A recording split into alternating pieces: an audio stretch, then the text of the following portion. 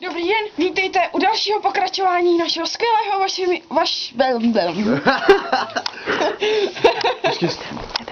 Dobrý den, vítejte u našeho dalšího pokračování skvělého pořadu Rány osudu.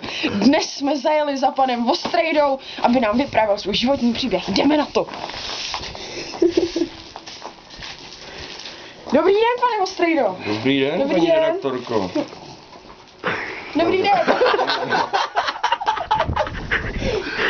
Povídejte, co se vám stalo? No, já jsem byl profesor na vysoké škole, pak jsem se najednou zbláznil, že bych chtěl být zametačem. Tak jsem si koupil traktor. Kurva, co mám říkat dál? Jedem. Proč zrovna zametačem? Zrovna zametačem. Takže když zametám, tak najdu takových věcí. Co jste našel naposled?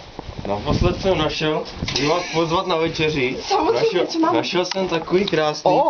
Vypadá Krásný to lákavě. Dáte si? Dáme si, no. Dáme. Penicilin nikdy neškodí.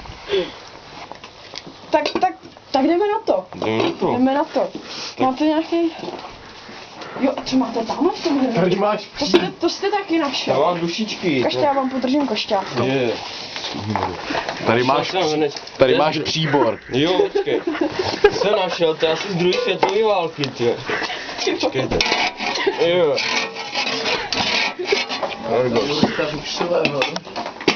Nefunguje. Jo, hele. Tady máme kuřátko. No to vypadá lákavě. Kurva masko. Počkej. Do hajzlu.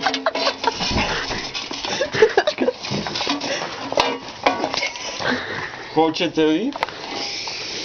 Opravdu voní lákavě.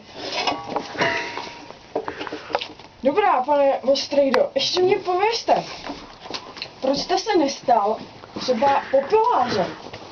Proč možně zametat? Zametač. Jak vás to vůbec napadlo?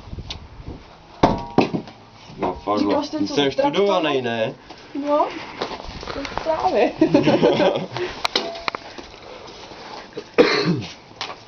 No, to by stačilo.